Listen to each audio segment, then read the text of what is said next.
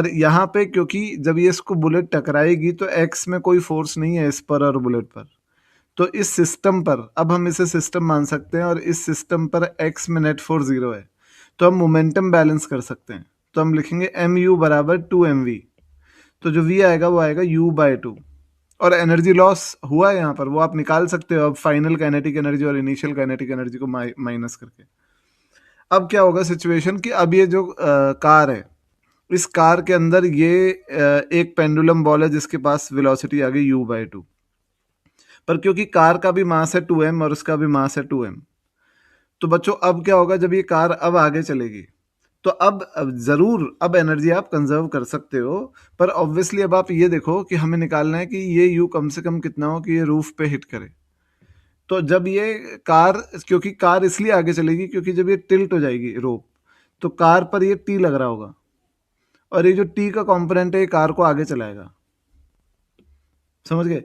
तो होगा क्या कि कार आगे चलने लगेगी, और जब ये रोप कार के रूफ को हिट करेगी इस तरीके से अगर हम मान लें, तो होगा क्या कि इस वक्त जो है इनके बीच का सेपरेशन मैक्सिमम हो जाएगा।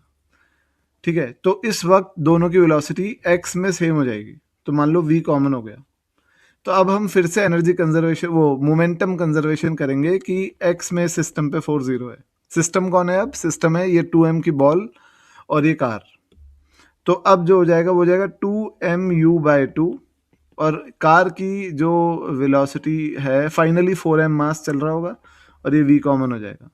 तो आप ये देख लो कि v कॉमन आएगा u/4। ठीक है, अब हम ये बोलेंगे कि ये कॉमन वेलोसिटी आ गई, तो अब हमें ये देखना है कि एनर्जी कहाँ कहाँ गई, हमें u भी तो निकालना है। अब हम देखते हैं कि ये जब बॉल ने इसको हिट किया और एनर्जी बीच में लॉस हो गई, तो यहाँ से एनर्जी कंजर्वेशन यहाँ तक कर सकते हो आप। ठीक है, यहाँ से यहाँ तक एनर्जी कंजर्वेशन कर सकते हो क्योंकि कोई नॉन कंजर्वेटिव फोर्स इन्वॉल्व नहीं है यहाँ पर।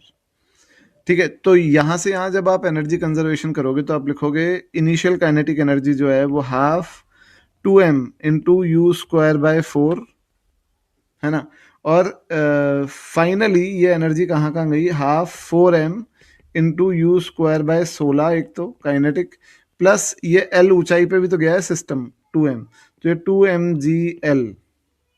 सही है ना? तो ये आप देखो कि ये हो जाएगा mu² माइनस ये हो जाएगा mu²/8, और ये हो जाएगा 2mgl के बराबर।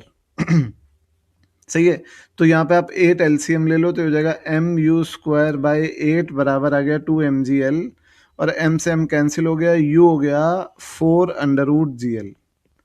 तो अगर इतनी वेलोसिटी आप बुलेट को दोगे तो ये बुलेट इसमें एम्बेडेड होने के बाद ये बॉल इसके रूफ से टकराएगी। ठीक है बच्चों, तो इस में भी आपको समझ में आ गया कि हम कब किसको सिस्टम मान सकते हैं और कब किसको सिस्टम में इन्वॉल्व नहीं करना है। अब मैं आपको दिखाता हूँ वो फाइनल फॉर्मूला, वो फाइनल मैट्रिक्स शीट जिससे आप डिसाइड कर सकते हो कि कब सिस्टम मान सकते हैं और कब नहीं मान सकते। और फाइनली बच्चों ये वो मैट्रिक्स है जिससे आप ये डिसीजन ले सकते हो कि सिस्टम मान सकते हैं कि नहीं।